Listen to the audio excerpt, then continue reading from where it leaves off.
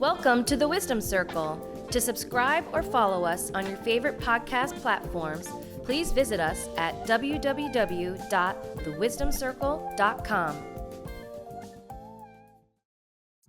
It had to be difficult, and I think it will help our audience a little bit. So you're in the comfort of Anheuser-Busch InBev, 6.5 years. You have this idea, and now at some point you have to jump sort of into the pool and say, okay, I'm leaving, comfort behind, let's call it that way. And now I'm out on my own. So now it's the Hannah Sorkin brand along with PlayMaker and your partner. It has to stand on its own 2 feet. You don't have the $1 billion marketing budget in total to lean against. So did you sleep at nights? How did you go through that process? Yes. So from a risk-taking standpoint, I think I'm someone who enjoys new challenges a lot. So I mentioned that I worked on the sports partnerships team for a few years, but one day I went up to my boss. I looked him dead in the eye. I said, I'm like, hey, I have the best job at the company, maybe the world. I love my job. I'm like, but I don't understand how we grow our top line revenue. I don't understand how we do our competitive assessments and decide what brands to launch or how to expand. I was like, I want to go join that team over there. He's like, Hannah, do you even know what that team does? I'm like, no, but they're the ones with the numbers, the ones who are bringing the money. Like, I want to go join them. Like, help me get there, basically. And it was the revenue management sales strategy team. So I was able to join that crew and work on the different strategies in order to help grow top line revenue, increase market share, learn how to do these competitive assessments. And then I ended up loving the data. I love the data, being in the numbers, and thinking strategically about the business from that perspective, and then had the opportunity to continue along that path, move to our Northeast region, so 12 states plus DC, and lead a team that was responsible for helping build out those strategies, tactics, targets for that part of the business.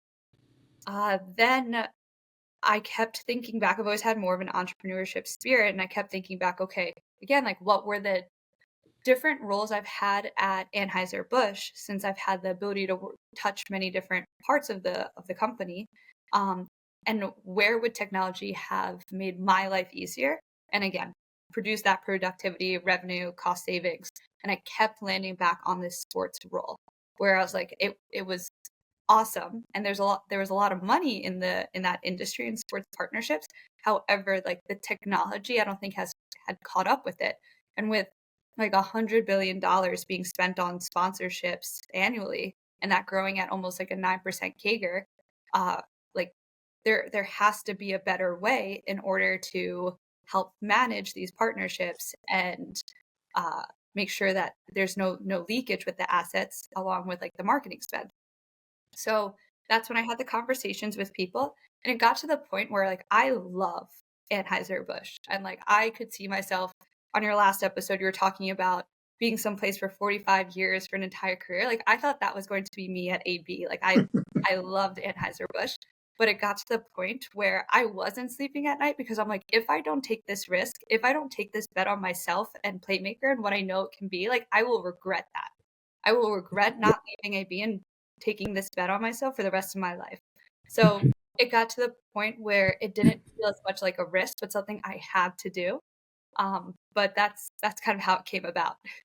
Cool. So something tells me that if you called them back and said, hey, I'd love to think about a return, it would take about 2 seconds until you were packing your bags.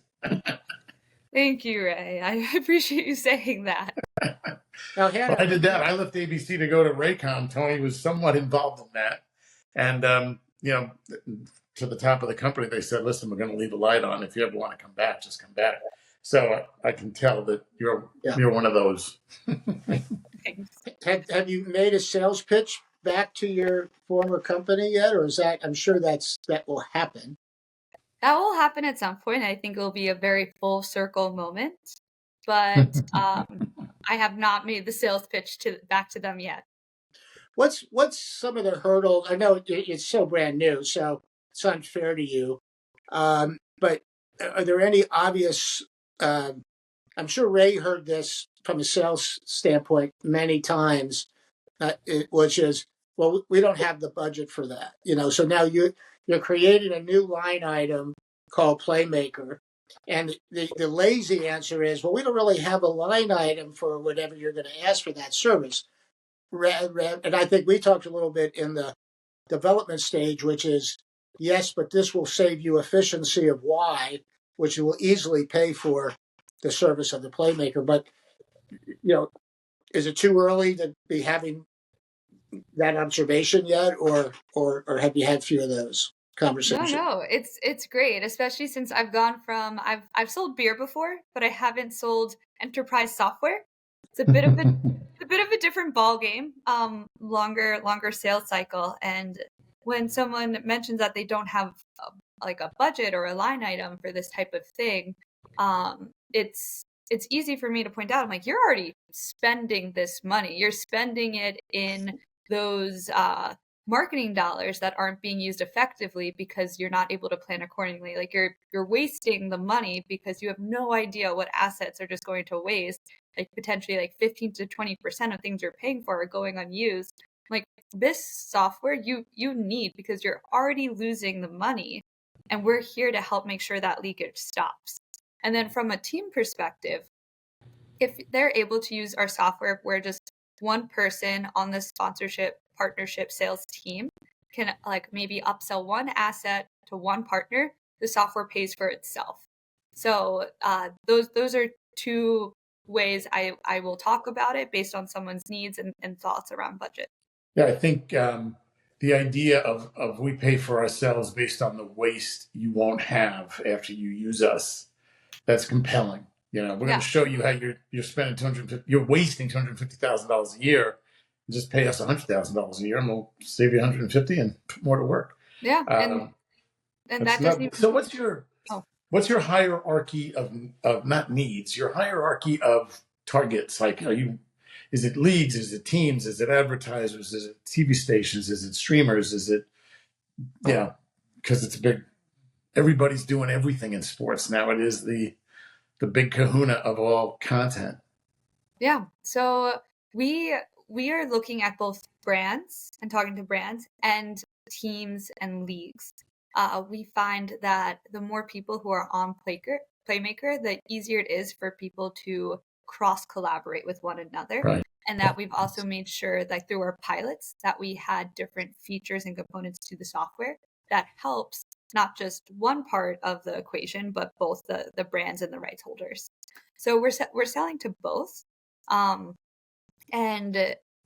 Yes, we're actively talking to potential customers. So if anyone is listening to this and is interested in learning more, please reach out to me.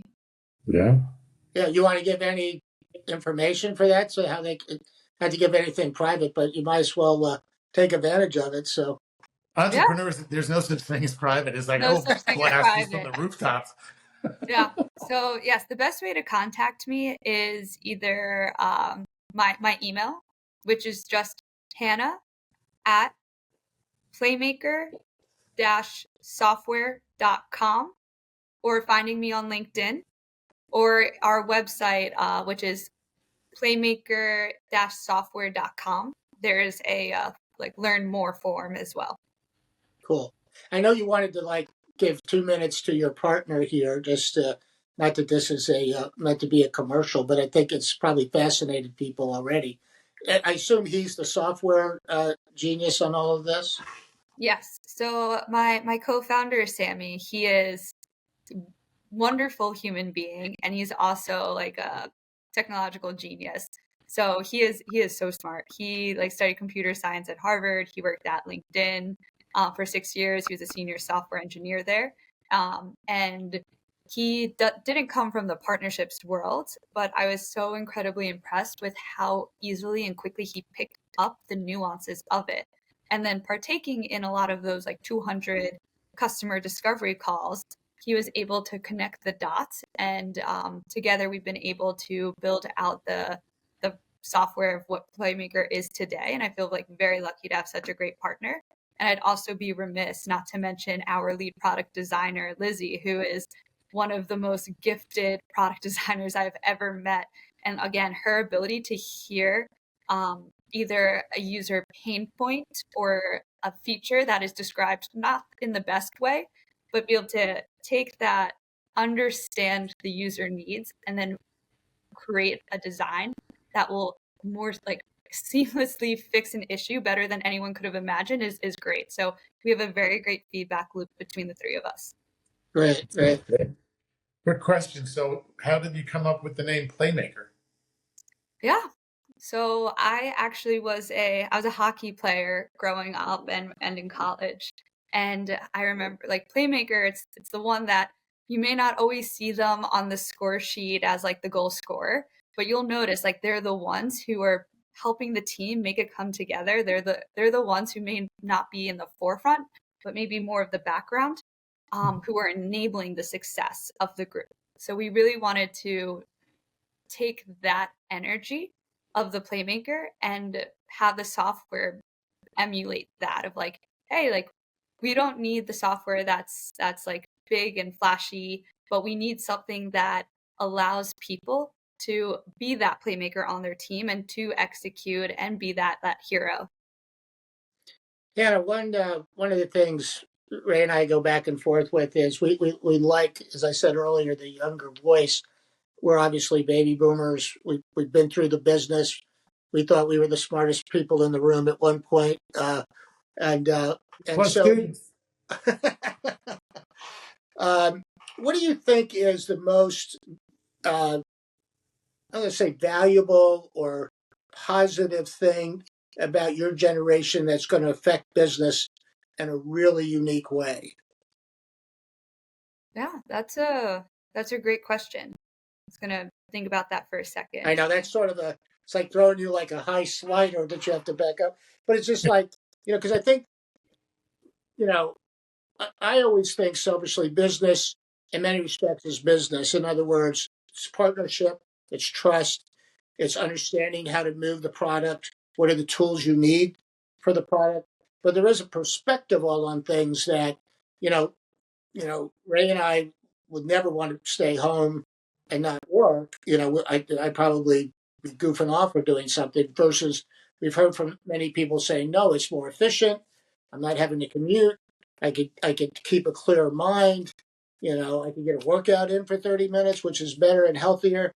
Um, so, it's just a matter of, I think each generation has to teach the next one, yes, there were good things about the way you do business, but if you're not evolving, Right. I I wear people out, rate number one, you know, just think about it. If Anheuser-Busch didn't have Michelob Ultra, that company would be not the company it is today. That was a brand that was started around, I think, 2000 by our CEO at the time, August Bush III, because he thought baby boomers would start drinking less. If that innovation hadn't happened, Anheuser-Busch InBev would not be Anheuser-Busch InBev today, because that's, as I understand it, the number one beer brand in the arsenal of the current company. Yeah. So it is about innovation, moving, evolving. So anyway, I gave you at least 30 seconds to come up with a You hit 30 seconds. Yeah. No, I love it. My take is with the younger generation, there is so much accessibility on the internet and web where you're able to very easily and quickly see like different best practices across industries. So instead of being like siloed in one industry or siloed to only seeing certain like content, you have the ability, you have the entire internet ahead of you, along with the emergence of very strong LLMs and like AI, and being able to more quickly build things and bring things to life that could have taken months, like even like 2 years ago, can now take like weeks. So I think the ability to understand and see other things happening around you via like the connectivity and internet, coupled with the new speed of to market and execution, will create a lot of innovation with the younger generation. So I have an old school question. I know we're getting close to time, but rather than give you a question as hard as the one Tony gave you, since he's like a legend, I don't want to talk about let's just talk about a long-term plan. I won't say 3-year plan, 5-year plan, 10-year plan. What is your vision for the company? Yeah. My vision is that there is not a sports team or league that doesn't use PlayMaker. I want people to feel like if they're not using PlayMaker, they're already behind. I want PlayMaker to be extremely omnipresent. I want brands, every single brand partnership team to be using PlayMaker because they realize the benefit of our product saves their team, individuals, 15 hours each a week. I view PlayMaker as going to be everywhere, both in sports and then also adjacent industries.